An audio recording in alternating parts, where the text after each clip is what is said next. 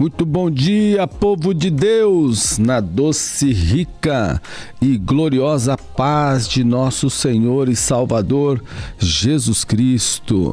Como é bom estarmos juntos mais uma vez na presença de Deus para compartilhar a palavra do Senhor, né? É sempre muito bom a gente estar reunidos aqui, glorificando a Deus, é claro. Peraí, gente, deixa eu só acertar um volume aqui. Vamos lá. Pronto, estava notando uma diferença no áudio aqui agora que percebi. Bom, ok? É sempre muito bom a gente estar juntos, né? Participando desta manhã, começando o dia com Deus. Não conseguimos estar com vocês nos últimos, por 2 dias nesses últimos 5 dias, vamos falar assim, né?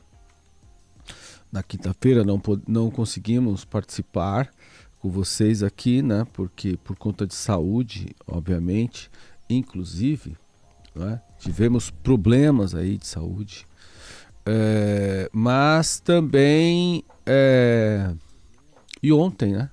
Ontem também não conseguimos estar aqui com vocês, foi bastante difícil para nós, né? Tínhamos aí alguns compromissos de exames para fazer, e então não pude participar aqui, né? E era bem nesse horário, exatamente nesse horário. Mas nos aprove Deus, Deus nos permitiu, né, vir hoje, estar hoje aqui com vocês e retomar a atividade. A voz, a garganta ainda não está de todo boa, né? Ainda não está toda recuperada, vocês já podem perceber, estamos um pouco ainda com rouquidão, né? Mas mesmo assim estamos aqui para falar de Jesus, para compartilhar da palavra de Deus, das coisas boas, né? Que Deus tem feito conosco, que Deus tem nos dado. Opa, tem um eco aqui, deixa eu tirar. Então, que Deus tem nos permitido viver, né? E experimentar e meditar. Então, nesta manhã, o que temos aqui? Desde já agradeço a todos vocês que já estão por aqui nos acompanhando, não é? E também aqueles que estarão assistindo, né, posteriormente. Tá bom? Então isso é muito bom. É bom estarmos juntos aqui participando da graça de Deus desta manhã maravilhosa. Isso é muito bom. O que temos nesta manhã? Vamos ler, né, um pouquinho de os últimos eventos, né, os últimos acontecimentos que têm ocorrido no meio evangélico, né? Vamos compartilhar um pouquinho dessas histórias, desses fatos, né? Histórias não, fatos na verdade. Notícias são fatos, né? Muito bem. E vamos meditar também sobre o tema da vigilância. Muito bem, bom dia, meu irmão Marcelo Lima. Paz do Senhor, Deus abençoe você. É muito bom estar junto contigo aqui, participando também desta manhã maravilhosa. E vamos meditar um pouco sobre a vigilância, como é importante o crente vigiar, né? Qual a importância da vigilância para o cristão? É importante vigiar, né? Precisamos, mais do que nunca, ter vigilância. Muito bem, então, para começar o nosso programa nesta manhã, vamos ver o que está rolando aqui nas matérias, nas principais matérias de jornais, né? Dos jornais cristãos, destinado ao segmento cristão. Temos aqui a Folha Gospel, que tem algumas manchetes, traz algumas manchetes importantes, né? Interessantes até para a gente compartilhar. Veja aí, ó. Uma estátua de Billy Graham é inaugurada no Capitólio dos Estados Unidos, enquanto lá nos Estados Unidos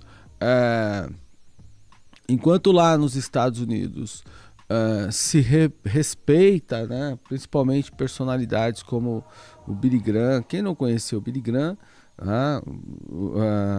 foi talvez um dos maiores, podemos falar assim, né, Não gosto muito de usar essa expressão, mas no caso de Billy Graham não tem como não falar, né?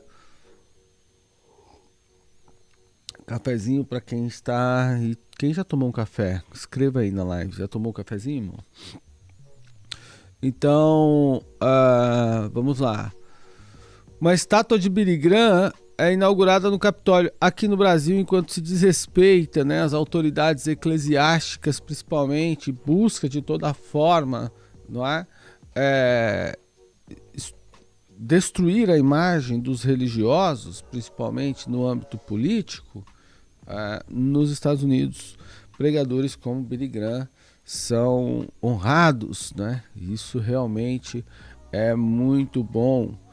Veja só que coisa fantástica, isso realmente é bom. Então, vamos só dar uma passadinha no lead dessa matéria, que acho que é interessante para vocês conhecerem também o que houve lá, né? Apenas 3 pessoas na história dos Estados Unidos da América receberam as mesmas 3 distinções que ele.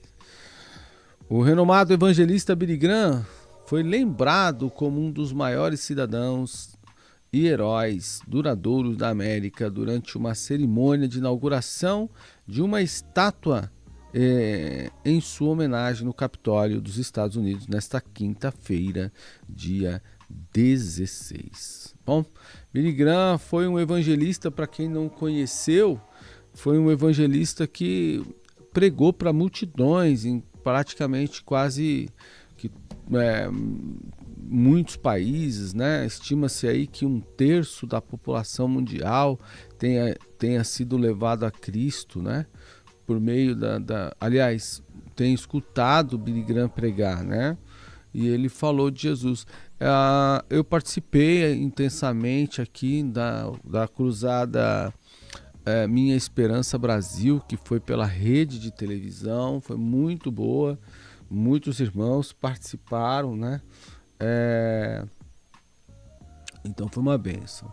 Então, Billy Graham foi honrado lá nos Estados Unidos e isso realmente é muito bom, né? Glória a Deus por isso.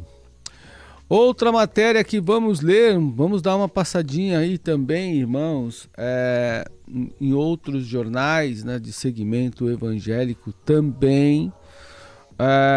Vamos lá. Olha só, temos milagres aqui agora para compartilhar com vocês no portal Guia-me. Olha só, o guiame.com testemunha um milagre. Olha aí, ó. Crianças voltam à vida após afogamento e pais testemunham milagres. Deus estava lá. Vamos ler esta matéria, né? Pelo menos você vai ter já a alegria nesta manhã de saber que o nosso Deus ainda ressuscita pessoas. Eu acredito. Vamos lá, mais um golinho de café, né? Vamos ver quem já tomou café. André Kelly diz, eu não. Bom dia na paz do Senhor. Bom dia na paz do Senhor também. Mônica Gabriela, não tomaram café? Já estou tomando aqui para ajudar, né? Ainda não estou de todo bom, mas, né, completamente restaurado da saúde, mas estamos aqui servindo a Deus e com alegria. O pai informou que quando tirou as filhas da piscina, elas estavam mortas. Olha só, depois que as filhas foram salvas de um afogamento no norte de Oklahoma, nos Estados Unidos, os pais estão dando crédito a Deus por intervir milagrosamente em suas vidas. Aí abre aspas, né? Tem aqui a fala dos pais. Acreditamos que Deus estava lá. Acreditamos que há um milagre em jogo, disse Jacob McKnight, o pai das meninas. Aí tem aqui o nome delas, né? Os McKnights, que têm 3 meninas, Kalie, de 4 anos, Zoe de 6, Eleanor de 1 ano e outra a caminho, estavam visitando a irmã Jacob em Edmonton, Oklahoma, quando o incidente aconteceu. das 14 às 17 horas, estávamos todos juntos. Elinha veio dizer oi para o papai porque ouviu falando que eu a segui. Voltei e percebi que não vi minhas 2 filhas mais velhas. Relatou. Olha que absurdo. Imediatamente começaram a procurar as meninas. Nesse momento comecei a entrar em pânico, né? Qualquer pai que vai procurar uma criança e não encontra entra em pânico, logicamente, né? Então as meninas estavam no fundo da piscina de 3 metros, segundo o pai. O fato de ter conseguido enxergar as filhas no fundo da piscina, no fundo da água suja, e puxá-las até a superfície foi um milagre. Olha, irmão, até um suspiro, né? Assim que as meninas saíram da água, eles iniciaram a reanimação cardiorrespiratória. Elas estavam mortas, mas a nossa equipe médica, com o seu conhecimento, sabedoria e equipamento, conseguiu trazê-las de volta. Nós sentimos muito abençoados por estar nesse hospital, testemunhou Jacob. Irmãos, olha só que luta, né? Às vezes os pais, há poucos dias até aconteceu um fato desse aí, né? Foi até noticiado num canal de TV, ocasionalmente estava assistindo, e quando esse fato foi ocasionado, foi noticiado, né? A mãe tinha ido visitar uma pessoa e lá tinha uma piscina, numa casa bem simples, tinha uma piscina, e ela foi para o andar de cima, a mãe foi para o andar de cima e a criança ficou dormindo no andar de baixo e caiu na piscina, levantou, caiu na piscina e morreu. Só que nesse caso não houve ressurreição. No caso aqui das meninas, né, como nós estamos vendo a fotografia delas, né, a imagem delas, aqui as meninas estão se recuperando após o acidente. Houve a ressurreição, né? Então os pais precisam tomar cuidado quando saem com seus filhos e vão para lugares que tem esses ambientes, são perigosos, né? Crianças não dá para confiar, não. Eu fui criança e não dava para confiar em mim, não, né? Você pode falar, pastor, eu confio na minha criança e tal, mas se eu tivesse uma criança, eu não confiaria, não. Não confiaria de jeito nenhum, não é? Precisamos vigiar, não é? Ter atenção, senão depois vocês sabem o que pode acontecer, não é? Muito bem. Outra matéria importante para a gente ler é o que aconteceu ontem, não é? Ontem, e aí noticiado pelo Gospel. Isso foi fato em todos os jornais, né? Imprensa mundial noticiou, debate muito grande noticiou que é a morte daquele tirano presidente do Irã. Vocês sabem que aquele presidente é um tirano, não é? Foi, né? E o avião caiu, o helicóptero caiu e ele morreu. Então o presidente Lula lamenta a morte do presidente do Irã, um tirano, literalmente um tirano, um antissemita, conhecido perseguidor de cristãos e judeus. O presidente do Irã, Ibrahim Raisi, morreu no último domingo, 19 de maio, após o helicóptero onde viajava colidir contra uma montanha. No momento do acidente, as condições climáticas eram adversas, o que pode ter contribuído de maneira significativa. Irmãos, vocês sabem que há poucos dias, né, o Irã fez um bombardeio violento contra Israel, né? Esse mesmo indivíduo aqui mandou, isso aí é tema para os escatologistas. Eu não sou escatologista. Eu falo de escatologia, eu creio na escatologia. Obviamente, sou pré-milenista, podemos falar assim, não é? Pré-tribulacionista, perdão.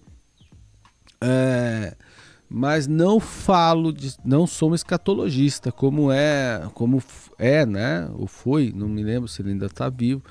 Pastor Joá Caetano, João Maria de Passo Fundo, e tantos outros escatologistas que a gente conhece.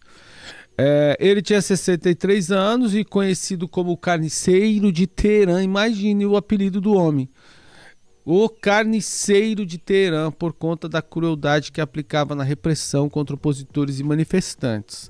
Era acusado ainda de ser parte de um comitê que condenou e executou aproximadamente 5.000 pessoas no final da guerra entre Irã e Iraque em 1988. Para quem não conhece um pouco da história desse indivíduo, dei uma lida aqui na matéria, vocês vão ler o quanto que ele é um perseguidor, né, dos judeus e também dos cristãos. Apesar que lá tem uma pequena parcela de cristãos, né, muito pequeno, país praticamente muçulmano, existe ali uma pequena parcela de cristãos, mas de toda forma ainda é um perseguidor daqueles poucos cristãos que lá estão, né?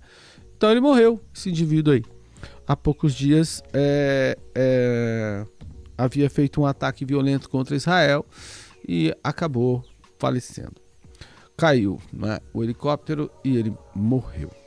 Bom, dito isso, vamos então meditar um pouco na palavra de Deus. Deixa eu ver quem está aqui conosco pelas redes sociais. A irmã Maria Luísa, bom dia, na paz a todos, glória a Deus. Gente, não tivemos como conversar ontem, mas o final de semana na igreja foi muito bom, graças a Deus. Tivemos atividades intensas, trabalhos maravilhosos, a escola dominical, principalmente. O nosso melhor trabalho, vamos falar assim, pelo menos para mim, né? Eu penso dessa forma, é a escola dominical.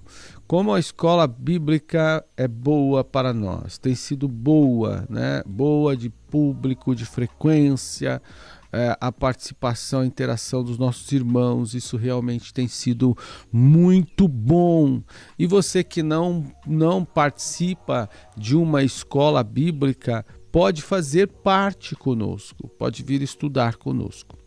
E foi realmente uma bênção, né?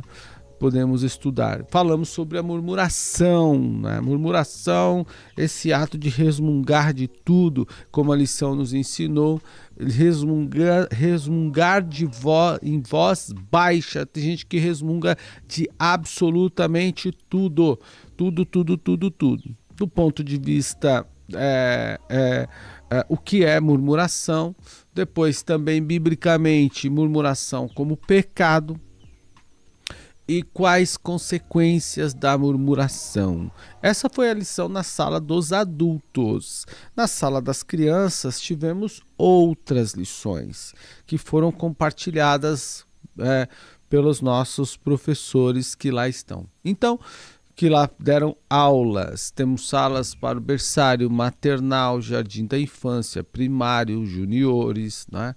Pré-adolescentes, adolescente, juvenil, jovens, né? E adultos. Temos também uma classe de música, talvez eu tenha esquecido algum. Discipulado, né? E isso, adultos e discipulado. Bom, e aí compartilhamos e cada um tem sua revista, com exceção dos adultos e a classe de música, que estudam a mesma revista das lições bíblicas de adulto, né? E o tema foi o mesmo, mas no domingo passado o nosso irmão Melquisedeque também não estava bem de saúde, então fizemos uma sala única. É interessante os recortes. Pastor, me perguntaram, mas por que o senhor divide as salas, por exemplo? Divido até as salas de mulheres e homens, por conta da abordagem. Acredito que esses pequenos grupos, eles são mais fáceis da gente visualizar, interagir, participar, conhecer, né? Ver as realidades e até mesmo o desenvolvimento dos temas são mais fáceis. Às vezes você vai fazer um recorte de um tema e esse recorte, e nele não dá para você abordar se tiver, por exemplo, os homens, ou se vice-versa, se for com as mulheres, você não consegue fazer isso porque tem a presença dos homens, ou se é com os homens, não tem a presença das mulheres. Desculpe, irmão. Então, o que é importante, a gente tem essas salas separadas, né? E aí a gente consegue fazer esses recortes, assim a gente tem com os músicos também. O músico recorta para os músicos. Por ter uma ideia que músico não frequenta escola dominical, não é no nosso caso, porque no nosso caso os músicos frequentam escola dominical. Não todos, é claro, mas a maioria, né, a maior parte mesmo, né, tanto aqueles que tocam na banda, tocam para os ministérios, né, para os grupos, como aqueles que estão na orquestra também participam da escola dominical, graças a Deus por isso. Mas tem uma sala específica para eles poderem recortar o assunto para eles, não é? E haja vista aí, como eu já disse, muitas igrejas lutam muito com essa questão da escola, né, do músico na escola dominical, tem muita dificuldade com isso. Nós já tivemos também em outro tempo, mas não é esse o nosso problema agora. Nosso problema e maior problema agora é espaço. Comenta aqui a nossa irmã professora também da nossa escola bíblica, Mônica Gabriela. O berçário aprendeu sobre a confiança em Deus pela lição de Davi e Golias. Muito bem, glória a Deus. A Daiane dos Santos também, Daiane Oliveira dos Santos, bom dia, na paz do Senhor. Daiana, faz dias que eu não te via por aqui, né? Muito bem, glória a Deus. Queridos irmãos, vamos meditar em Mateus capítulo de número 26. Abra sua Bíblia, se você estiver de posse da sua Bíblia, abra aí, por favor, Mateus capítulo 26. Vamos meditar um pouquinho nesta manhã. Manhã linda, manhã de terça-feira, né? Glória a Deus, 21 de maio. Olha como já estamos chegando à metade do ano. Por isso vamos começar a planejar a nossa festa do fim do ano. Muito bem, Mateus capítulo de número 26, versículo de número 40, diz o seguinte: voltando para os seus discípulos, achou-os dormindo. Diz mais ainda: e perguntou a Pedro: então, nem uma hora pudeste vigiar comigo? Irmãos, dá a impressão aqui, lendo esse texto, dá a impressão que Jesus chegou, deu uma cutucadinha em Pedro, que usou o braço e disse: então, quer dizer que nem uma hora você pôde vigiar comigo, né? Conseguiu vigiar comigo por nenhuma horinha? É aquela cruzada de braço, quem se lembra quando a sua mãe, provavelmente, ou seu pai, dava aquela cruzadinha de braço, ou colocava a mão na cintura, né? E dá aquela batidinha de calcanhar, não é? Imagine, irmão, que sufoco que no meu caso, quando a minha mãe fazia isso, meu Deus, não é? Então ele diz o seguinte: nem um pouquinho pudeste vigiar comigo, tá dormindo, né? Versículo de número 41, vigiai e orai, pois não, para que não entreis em tentação. Na verdade, o espírito está pronto, mas a carne é fraca. Indo a segunda vez, orou: meu pai, se este cálice não pode passar de mim, sem que eu beba, faça-se a tua vontade. Eu estou lendo aqui uma tradução, uma versão, né? Uma versão Almeida contemporânea. Eu também gosto de usar essa versão de vez em quando. O que quero compartilhar com vocês é exatamente essa questão da vigilância. Sabemos, aqui nos diz o texto, Jesus estava no momento de agonia, de muita dificuldade, muita tristeza, vamos falar assim, para ele, né? Porque ele estava angustiado e sabia do sofrimento que viria pela frente. Além dele passar, ele sabia que seria traído, né? Ele sabia que seria preso, ele sabia que seria condenado, julgado, condenado, açoitado, né? Ele sabia de tudo isso. E aí, então, ele convida os seus amigos mais próximos, seus discípulos mais próximos, Pedro, Tiago e João, para orar. E foram orar, não é? E eles foram orar. E nesse momento de oração, ele deixa os amigos, não é? E discípulos um pouquinho mais afastados e avança para orar. E lá ele ora, não é? Então, nesse período, né? Olha lá, versículo de número 36, então foi com eles a um lugar chamado Getsemane, ou Getsemane, ou Getsemane, né? Vamos lembrar disso, que ele estava perto da morte. E aí ele diz o seguinte, levando a Pedro e os dois filhos de Zebedeu, começou a entristecer-se e angustiar-se muito. A minha alma está triste, disse Jesus. Então ele vai orar e os discípulos não oram com ele. Dormem. Naquele momento sombrio, vamos dar uma lida no cenário. O cenário é de terror que vem pela frente. De calamidade para ele. Obviamente, de tristeza profunda por isso. Ele ficou e se entristeceu até a alma, como diz. Mas ele volta da oração e encontra os discípulos dormindo e fala, olha, vigiai e orai. Terrível. Era o sono, não é? Eles não foram capazes de, naquele momento, sequer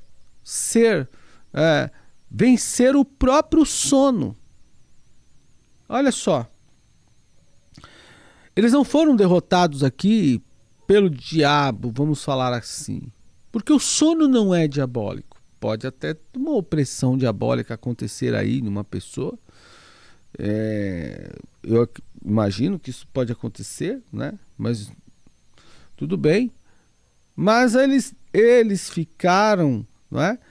Para um pouco mais atrás para orar, né? Enquanto Jesus estava orando, os discípulos dormiram. E aí Jesus vigia, vocês não estão conseguindo vigiar. Irmão, não sabemos se naqueles dias tinha café. Hoje, mesmo em tempos antigos, quando a gente participava de vigílias, que a gente orava, vigílias de oração, né? Que a gente orava, cantava, meditava na palavra, orava, cantava, meditava na palavra. Aí tinha sempre aquele cantinho do café, porque os irmãos estavam, às vezes, sendo vencidos pelo sono e precisavam tomar um cafezinho para ajudar, não é? Não é porque eu estou orando que não tenho sono. A ideia de que eu estou orando, de que eu estou lendo, eu não tenho sono, não é verdadeira. A gente, quando está orando, está lendo, a gente enfrenta os desafios do sono também, não é?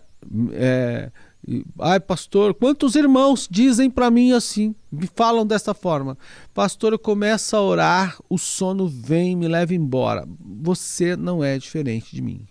Pastor, eu começo a ler qualquer coisa, no primeiro parágrafo estou lendo, de repente estou dormindo. O sono vem, mas como é que a gente vence? No caso dos discípulos, o sono estava impedindo eles. O sono era o pior, ou o menor, vamos falar assim, era o menor dos problemas. Aliás, o sono nem é um problema. O sono é um problema quando você está dormindo, ou quando você está viajando, dirigindo. Quando você está fazendo uma atividade que exige muita atenção, né? Por exemplo, lá no doutorado, no mestrado, na Unisa, eu mandei um texto para a professora e ela disse o seguinte: Marcos, a professora Lourdes, Marcos, eu estava lendo este parágrafo aqui e realmente a única coisa que posso dizer é que aqui você foi tomado pelo sono e você dormiu aqui e não revisou o texto depois e nem percebeu que dormiu, ou então gostou do sono, porque este parágrafo, ela marcou, mostrou, esse parágrafo que está completamente de um homem, de uma pessoa, de um estudante que foi vencido pelo sono. Você divagou completamente do assunto aqui. Não tem nada a ver com o seu texto. Escreveu qualquer coisa. Isso aqui é sono, me diga. Eu falei, professora, eu nem sabia que eu tinha escrito isso. Coloquei algo no texto que não tinha absolutamente nada a ver com o meu texto. Nada. Coloquei como se tivesse colocado cebola no suco. Então, irmão, não sei se alguém toma, mas seria mais ou menos isso.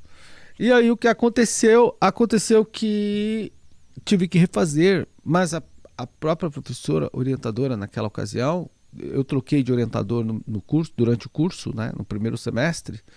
Final do primeiro semestre, a minha ideia de pesquisa não bateu com a teoria que a professora tinha habilidade, então a gente estava caminhando por doutrinas diferentes. Ela era uma professora alinhada à narrativa, não é? E análise de discurso, e eu estava caminhando por semiótica discursiva, que é diferente de análise de discurso e sobretudo de narrativa. E aí ela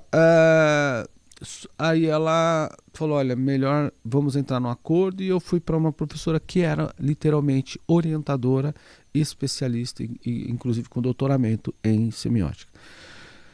Então, mas ela percebeu isso daí, então trocamos, né? Foi muito bem, professora, deu tudo muito certo.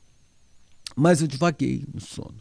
Então, nas vigílias tinha épocas, eu divaguei por causa do sono. Tinha época do café, né? Então você tem aquela luta contra o sono. E aí, mesmo no trabalho, às vezes você está muito cansado, e aí você tem que dar uma arejada para vencer o sono.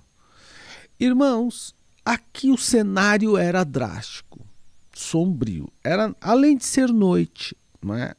Escuridão total. Estava o que viria pela frente, o que estava por acontecer era terrível para Jesus, não é? Para os discípulos também, porque esses camaradas eles tinham deixado tudo. Imagine o que é você deixar tudo para seguir alguém que daqui a pouco vai ser morto e desaparecer.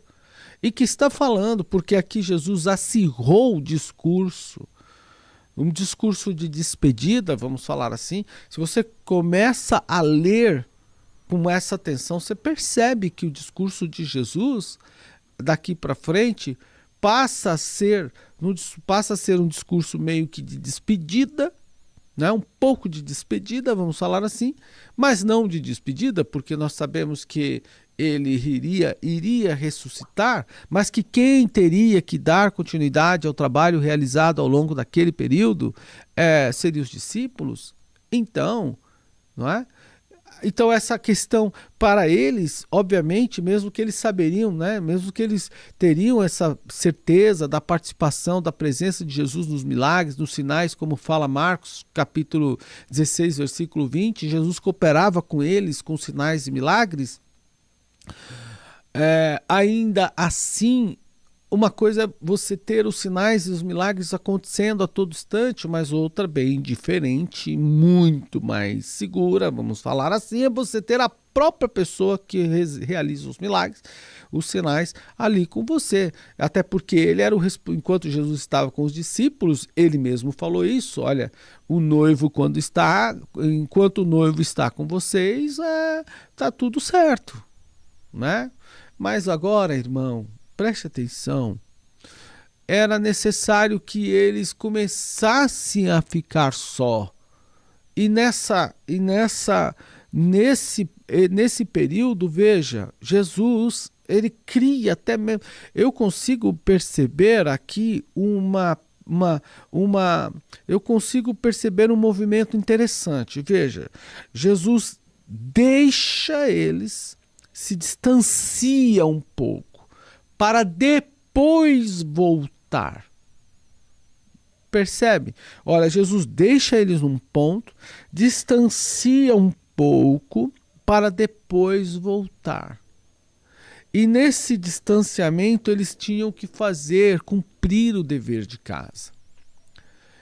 Esse movimento é repetitivo, repete-se por 3 vezes, e não é disso que eu vou falar apenas de um ponto representativo desse movimento. Veja, não parece um mesmo movimento Jesus nos deixou hoje como igreja? De modo geral, a igreja, Jesus nos deixa a gente um pouco. Distancia de nós um pouco. Ele vai lá adiante, não é? Mas depois ele volta para nos encontrar. Não parece o mesmo movimento? Nem estou dizendo que é, eu só estou dizendo que me parece. O mesmo movimento escatológico? Não queira falar que eu estou dizendo que é uma questão doutrinária. Não, eu só estou falando que tematicamente, né, o próprio evento em si é um discurso, e o tema desse discurso é muito parecido com todos os outros, que Jesus disse: olha, eu vou, mas voltarei, não é? Eu vou ao Pai, mas volto. Eu vou, mas virei outra vez. Vocês percebem que Jesus, quer por verbalmente, por expressão, ele pregou a mesma coisa. Ele fez a mesma pregação, ele transmitiu a mesma mensagem. Eu vou, mas eu volto. E no Getsemane ele fez a mesma coisa. Eu vou, mas eu volto. Então, o tema ir e voltar, não é, está também nesse momento aqui. E o que a igreja precisava fazer? Era vigiar. Os discípulos precisavam tomar cuidado para não serem vencidos pelo sono. Não é? Era noite, estavam cansados, obviamente tensos, porque eles estavam realmente chegando já no limite, não é? dos eventos que estavam por acontecer. Então eles precisavam. O que vai acontecer, aquela tensão, aquela coisa toda, você percebe no próprio texto que eles não estão descansados. Eles estão perguntando. João é mais preciso em falar disso. Jesus usa, João inclusive ao escrever o evangelho, né, no seu texto, ele relata essa preocupação dos discípulos, essa tensão dos discípulos, né, de que eles não conseguiam ter aquela paz que era necessário ter.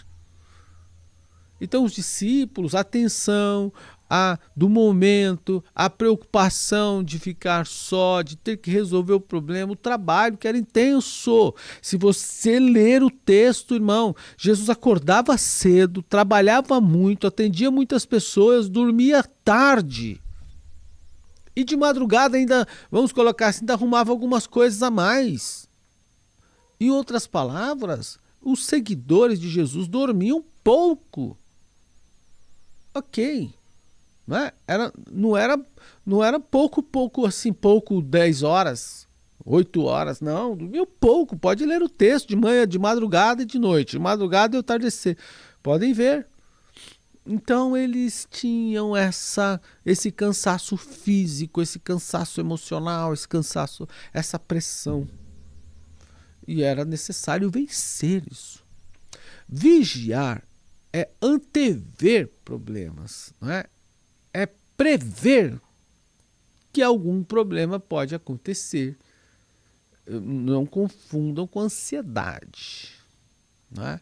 Ansiedade é um pouco diferente, bem diferente. Não, vigilância, não é? É você estar sempre prevendo que um acidente, que algo... Essa definição de um irmão foi muito importante na igreja. Uma certa vez ele trabalha na segurança, na área de segurança, e nos falou sobre isso.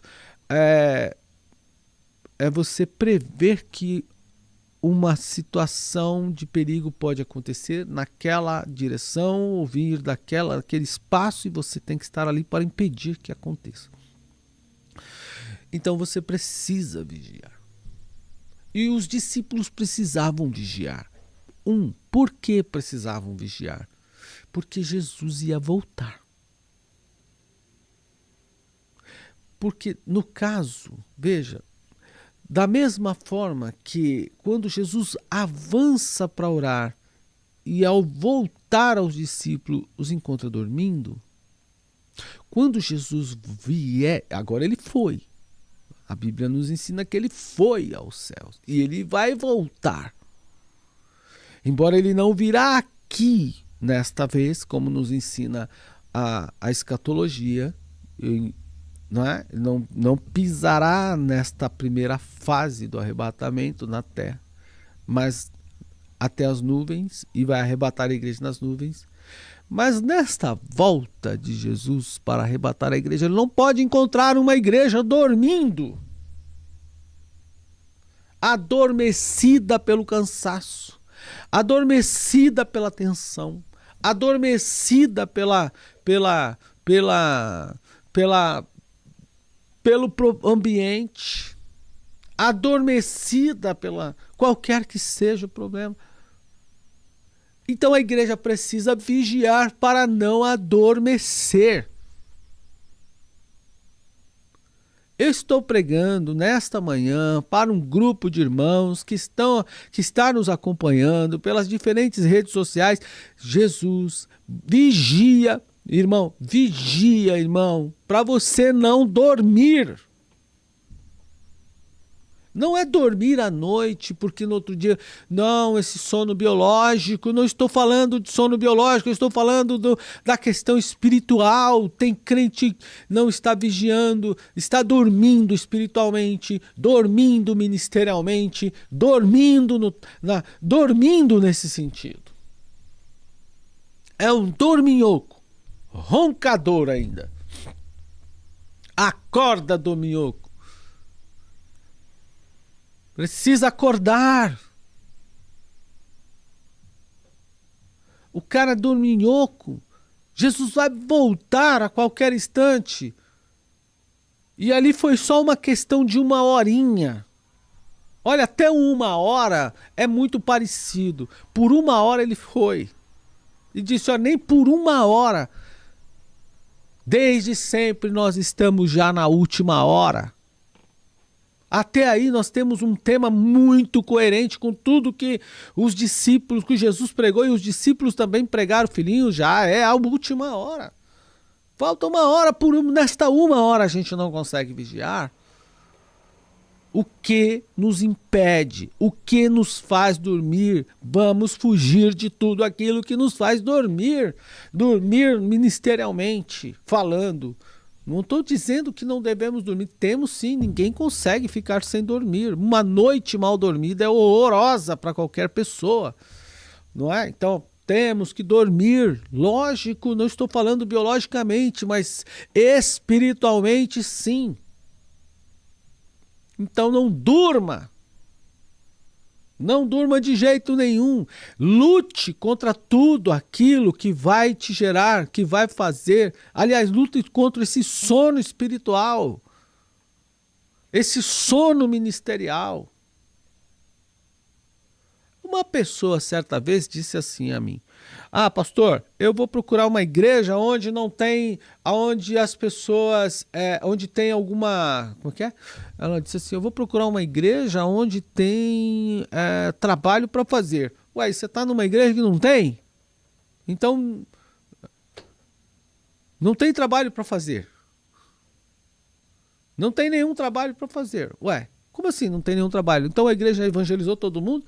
É como se Deus já tivesse aparecido para ela e disse assim, olha, queridos, pronto, acabou para vocês, não precisam fazer mais absolutamente nada, vocês já cumpriram todo o programa, tudo que determinei, tudo que planejei para vocês, acabou, agora vocês podem tirar férias que eu vou arrebatar, sei lá o que vai acontecer. Não precisam fazer mais nada. Qual é a igreja que a pessoa vai que não tenha que fazer nenhum tipo de trabalho? Qual é a igreja que atingiu o ápice do trabalho? Qual é a igreja onde, uma vez eu evangelizando lá numa cidade do Paraná, eu estava fazendo convites, porque a gente ia fazer uma pregação ali naquela região, e aí eu estava entregando convites à tarde. À tarde, eu estava lá convidando. Quando eu era itinerante, a gente fazia assim, a gente chegava cedo nas igrejas para pregar, não é? Fazer o trabalho de 2, 3 dias, mas a gente ia convidar as pessoas na rua para nos ouvir a pregar, não é? Mancida cansou de participar, participou muitas vezes, o irmão Clodoaldo, que também participou muitas vezes em alguma cidade. Então a gente chegava, a gente fazia a pregação, a gente fazia o convite, não era só chegava lá na hora do culto para fazer aquela pregação na hora do culto, não, a gente ia antes, a gente ia fazer panfletagem, convidar as pessoas para participar conosco para pregar. Eu estava no Paraná fazendo um trabalho desse, e aí numa cidade do Paraná, e aí convidando a pessoa, ela falou assim, olha irmão, aqui a gente não precisa desse tipo de trabalho, porque Jesus deixou aliás, aqui nós temos a igreja tal, e nela tá, olha, Jesus deixou toda a doutrina está nela, ela cumpre certinho tudo. Eu não sabia que essa mulher era cristã na época, nem, né? Você está naquele calor convidando as pessoas para ir para o culto, então vinham descendo algumas pessoas, eu convidei algumas pessoas e numa dessas pessoas era esta mulher. Então ela falou da igreja, na minha igreja tem toda a doutrina que Jesus deixou. Eu falei, que bom que a senhora já está numa igreja pronta. Eu só me lembro que perguntei, sua igreja está pronta? Então, ela disse, a nossa igreja é perfeita. Glória a Deus por isso. Muito bem, então eu não posso ir lá, sou pecador. E continuei, desfoquei o assunto ali e continuei fazendo o meu trabalho. Qual é a igreja que não existe, que não tem nenhum trabalho a ser realizado? Toda igreja tem um trabalho a ser realizado. Toda igreja precisa, não é? Sempre vai faltar alguma coisa na igreja. A arrogância é essa que a gente pode ter, achar a nossa igreja é estopim, vamos falar assim, é o ápice da questão. Para disso, deixa disso, isso é pensamento, isso é presunção, não é? Isso é presunçoso pensar assim. Por quê, irmão? Porque nós temos uma comunidade inteira. Lembro que quando fomos abrir um trabalho no bairro chamado Nova Conquista, uma certa vez, ali colocamos um grupo de irmãos para também evangelizar naquela região, não é? Naquele bairro. E aí uma pessoa disse-me assim, aqui não precisa mais de igreja, irmão. Aqui já tem tudo que mais tem aqui é igreja. Ok, tem 4.000 pessoas, 5.000 pessoas, sei lá quantas mil pessoas tem no bairro. Tem 5 ou 6 igrejas com 3, 4 pessoas cada uma. Mais uma parcela de 100, 200 ou 300 pessoas devem sair para congregar em outras igrejas. E o restante das pessoas não são campos missionários, não são pessoas que precisam ser evangelizadas? Claro que são. Às vezes, claro que sim. Absolutamente. Desculpe, irmão. Mas por falta de vigilância nós pegamos o sono, não é? E Jesus, vamos lembrar que Jesus deixou a responsabilidade dos discípulos orar em grupo. Eram 3. Dormiram os 3 cúmplices. Tem um pecado da cumplicidade aqui nesse caso. Cúmplices. 3, como que um amigo, numa mesma caminhada, na mesma condição, abandonaram, deixaram tudo para trás para seguir a Jesus. Como um amigo permite o outro que também fez a mesma coisa, que também tinha família, dormisse, pegasse no sono. Um amigo não pode permitir que o outro Amigo, caia no sono. Um dormir sozinho é mais fácil. 3 dormirem. Os 3 dormiram. Uma pessoa desacordada na igreja, tomada pelo sono, irmão, pode ser uma imprudência. 3 pessoas, pode ser conivência, pode ser planejamento. Pode sair dessa esfera da imprudência, da falta de vigilância. 3 sem vigiar. Um teria que ter acordado, estar acordado. Até o mais enérgico deles. Imagine pelo perfil de Pedro. Acho que Pedro, no meu entendimento, Pedro talvez tinha dificuldade para dormir. Ou era muito fácil de acordar. Apesar que quando ele estava preso, o anjo precisou dar uma sacudida boa nele, né? Olha como muda o negócio, né?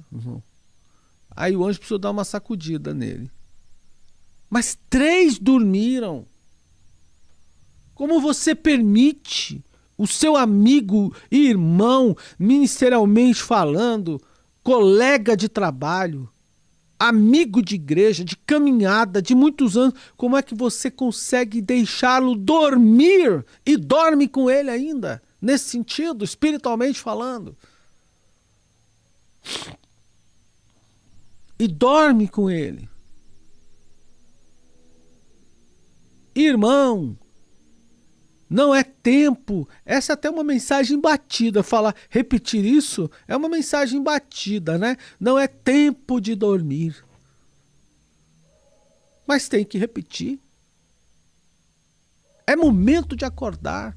O que farei como seu amigo para te despertar? Então vamos fazer barulho. Quem é que dorme no barulho? De vez em quando aqui no fundo da minha casa tinha um lava rápido próximo. E aí eles faziam um pancadão à noite. Quem é que dormia? Mas tem aqui muito próximo, né? São Paulo é uma coisa de maluco. Os pancadões aí acontecem o tempo todo, as pessoas não conseguem dormir. Tempo de dormir, ou evangelista, ou pregador, ou ganhador de almas, amante do culto doméstico. Não é tempo de dormir, irmão da oração. Não é tempo de dormir. Você que gosta de publicar mensagens, mandar mensagem para A, para B, para C, não é tempo de dormir. Ah, pastor, mas eu não gosto dessas coisas, gosto de outras. Não é tempo de dormir, você que está atrelado, você que faz trabalhos na igreja, não é tempo de dormir. É hora de acordar, então é preciso fazer barulho, tem que ter alguém para acordar. Porque o mestre vai voltar, a qualquer instante chega. Portanto, irmão, tome cuidado para não cair no sono espiritual. Tome cuidado. Por isso vigie, prevê, vou dormir. Esse silêncio. Você está percebendo que o negócio está silencioso demais para você? Então, fuja do sono. Está muito tranquilo. Então eu posso cair em sono. Vou caçar alguma coisa para fazer. Vou caçar alguma coisa para fazer. Eu vou mexer, vou provocar, promover algum barulho. Não queira ser só conveniente também. Não é só... O Atmani fala isso no livro, né? É super interessante, a autoridade espiritual da Editora Vida. Eu cito o Atmani sempre da Editora Vida. Árvore da Vida, não. Editora Vida. O Atmani, sempre no livro dele, no livro Autoridade Espiritual, diz que há crentes que oferecem, são especialistas em oferecer sacrifícios a Deus de si mesmo, frutos da carne, vamos colocar assim, porque só faz o que quer. Só o que eu gosto, só o que eu quero. Lembra, Jesus falou a Pedro, quando você era menino, só fazia coisas de menino, só ia onde queria. Agora que você é grande, vai aonde não quer, onde você não quer ir. Em outras palavras, Jesus mostra 2 períodos, a imaturidade e a maturidade. A imaturidade nos faz fazer apenas aquilo que a gente quer. A imaturidade faz isso. A maturidade nos permite ir contra a nossa própria vontade. Vigia, não entre em sono. Não caia no sono espiritual. Acorda. A mensagem hoje, nesta manhã, é esta. Acorda. Vivemos um tempo de muita oportunidade para se fazer barulho. Deixa-me esclarecer que eu não estou falando daquele barulho estratégico, pentecostal, não estou falando nada disso. Estou falando de vigilância para não dormir.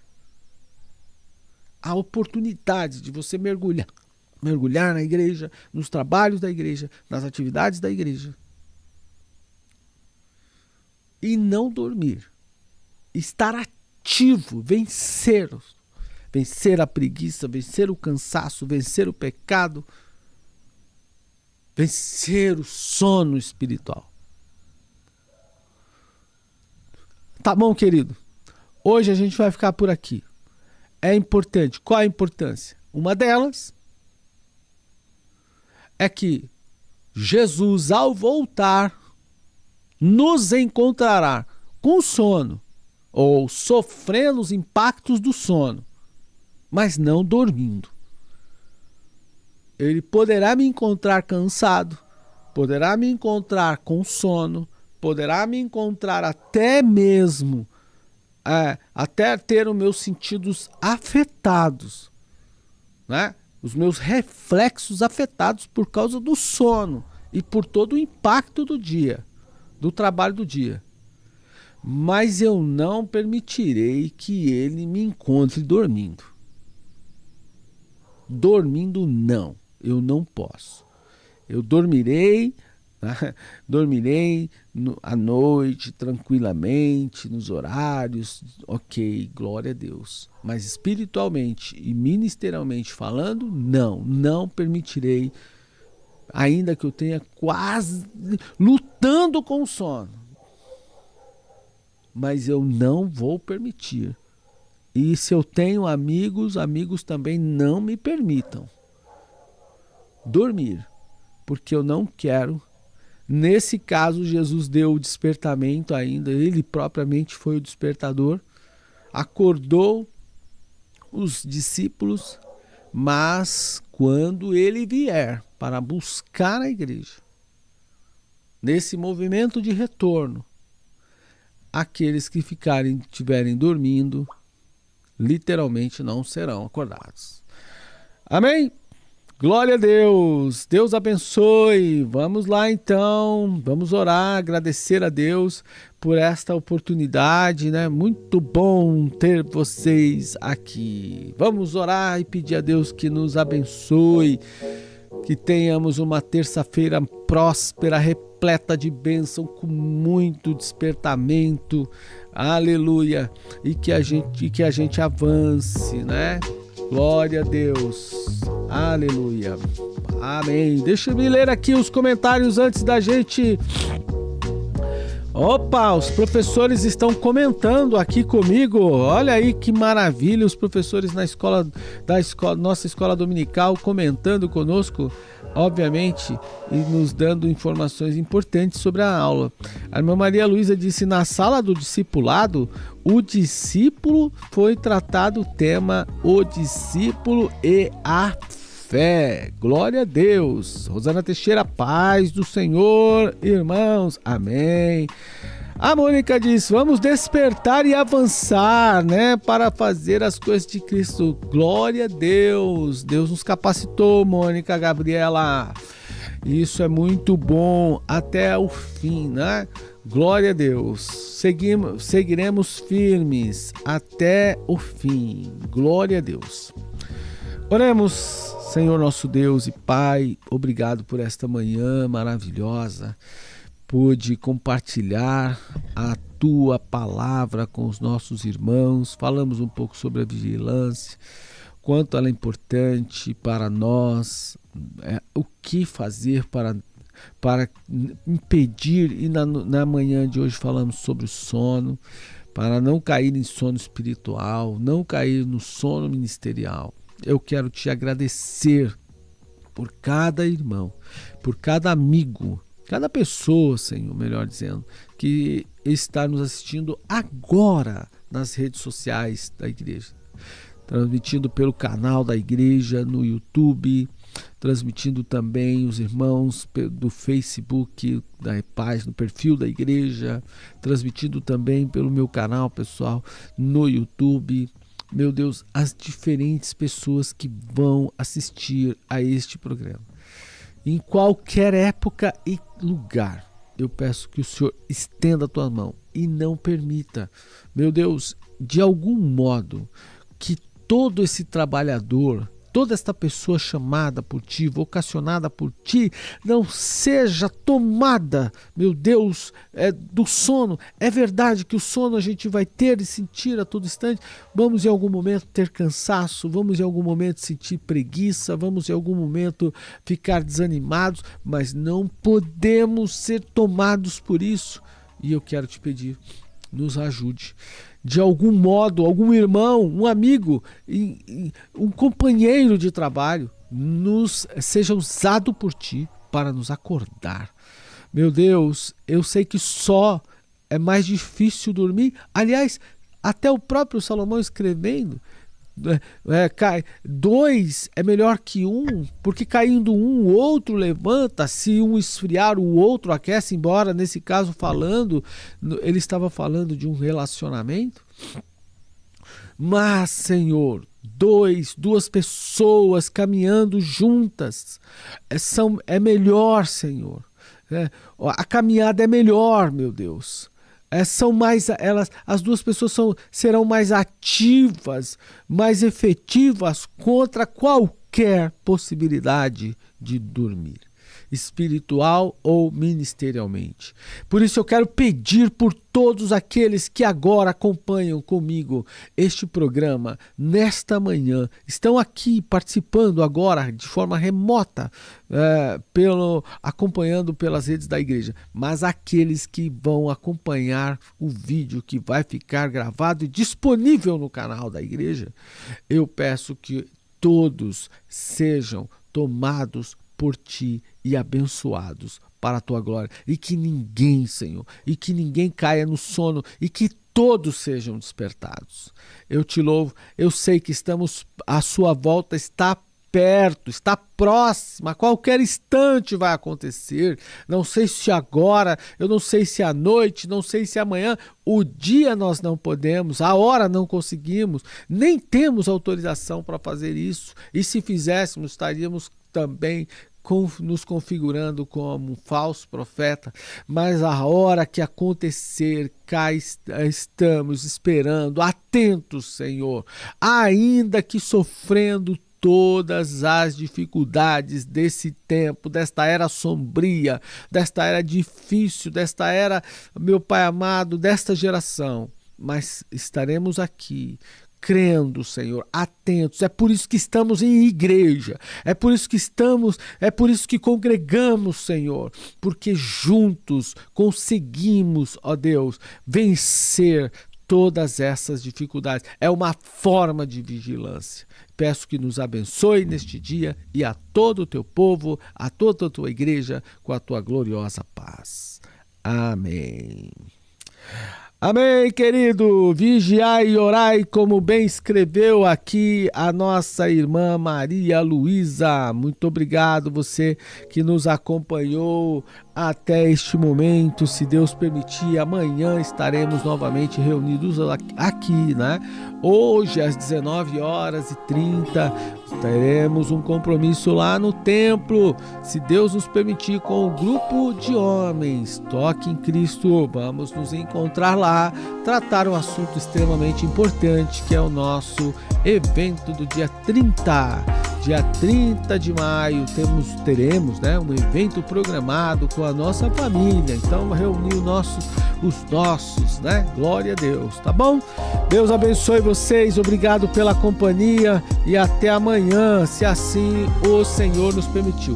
Peço, irmão, antes de terminar, curta essa live, né? Dê lá o seu like, por gentileza, né? Coloca aí dê o seu joinha na sua live. Precisamos disso, tá bom? Por que, pastor? É importante, porque você nos ajuda fazendo assim, nos ajuda com isso a dizer para o YouTube que o nosso conteúdo é relevante. Então ele indica: você gostou dessa pregação? Você queria que alguém também assistisse? Então, além de você encaminhar o link nos seus grupos, nos grupos que você participa, o YouTube também faz, não é? Mas como ele faz? Ele coloca lá na página de abertura. Quando a pessoa abre o YouTube, então aparece ali vai aparecer aquele programa. O joinha que você dá nos ajuda nisso. O YouTube entende que o nosso conteúdo é relevante e vai indicar esse vídeo, né, quando a pessoa abre o YouTube. Então aí vai aparecer aquele conteúdo. Então você nos ajuda nisso, tá bom? Vamos lá, vamos subindo esse joinha aí, as curtidas, por favor. Deus abençoe a todos, tenha uma ótima terça-feira na presença de Deus. Glória ao Deus.